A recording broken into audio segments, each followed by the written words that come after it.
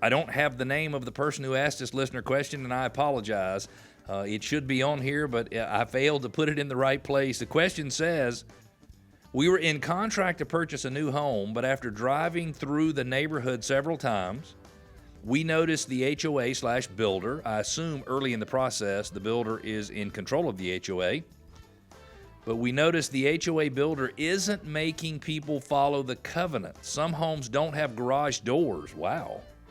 People are parking vehicles in their front yard and holding barbecues in their front yard. We are willing to lose our $11,000 deposit to cancel, but is there any way we can get our money back? I am not an attorney. I am not a community association managing expert, but let me talk to you a little bit about how this would work in my opinion.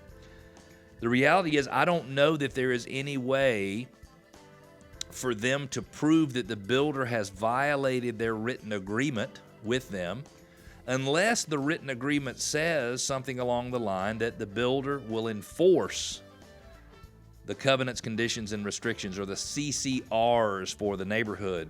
Now, my guess is that the new home contract says that the buyers, the people who are now upset about the way the builder is running the homeowners association, it says that the buyers acknowledge that they will be subject to covenants, conditions, and restrictions and bylaws. But I don't know that I've ever seen a contract that says the builder will agree to enforce all of the covenants, conditions, and restrictions. Now, I think it is safe to assume if you're a home buyer and you're looking to buy a home in a neighborhood that the builder, who is the declarant, that means they are the entity, it is the entity that declares the covenants, conditions, and restrictions. And typically the builder remains the declarant, basically remains in charge of the homeowners association until a certain percentage of the homes in the neighborhood are sold. But I don't know that I've ever seen anything that says a builder will be responsible for enforcing the covenants. I think if I were you, I would be very honest and upfront with the builder.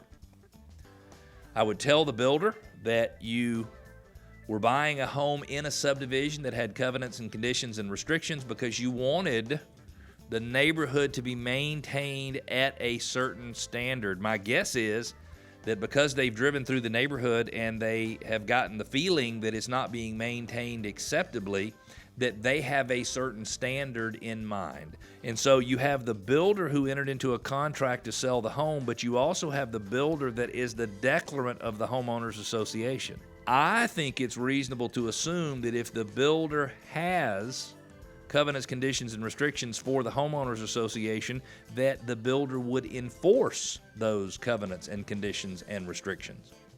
And I think I probably would have a conversation with the builder, maybe go out and take some pictures of things that are explicitly prohibited in the covenants, conditions, and restrictions. I assume you probably got a copy of the covenants, conditions, and restrictions when you entered into the contract with the builder. If not, you certainly should request one. And I think it might make sense to point out to the builder where it is not enforcing the covenants and restrictions and conditions of the neighborhood. I think I would tell them that you have decided that the neighborhood is not right for you, because if the builder is not willing to enforce the covenants, conditions, and restrictions at this point, that you have no reason to believe that the builder would change and start enforcing them later. I don't have any experience with whether or not a builder would be influenced by that and whether or not they would determine that they needed to give you your $11,000 back, but I will tell you, for $11,000, it absolutely, positively makes sense to give it a try. I would be very thoughtful. I would be very respectful with the builder.